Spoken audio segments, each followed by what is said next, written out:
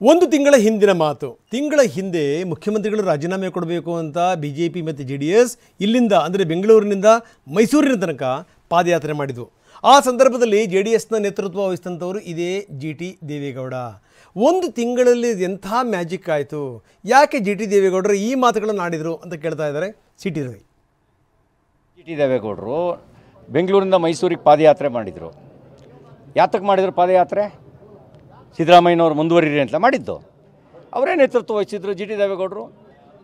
ಅವ್ರ ಭಾಷಣ ಒಂಚೂರು ಟೆಲಿಕಾಸ್ಟ್ ಮಾಡಿಸಿ, ಏನು ಮ್ಯಾಜಿಕ್ ನಡೀತು ಈ ಒಂದು ತಿಂಗಳಲ್ಲಿ ಅಂತ ಕೇಳಿ, ಏನಾದ್ರು ಹೆದರಿಕೆ ಹುಟ್ಟಿಸಿದಾರ ಅಂತ ಕೇಳಿ.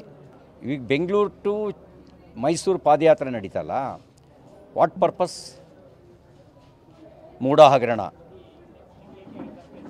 ಸಿದ್ದರಾಮಯ್ಯನವರ ಮೂಡ ಹಗರಣದ ರೂವಾರಿ ಸಿದ್ದರಾಮಯ್ಯನವರು ಅಂತಲೇ ತಾನೇ ಪಾದಯಾತ್ರೆ ಮಾಡಿದ್ದು. ಡಿಮಾಂಡ್ ಏನಿತ್ತು? ಮರ್ತು ಬಿಟ್ರೆ ಇಷ್ಟು ಬೇಗ.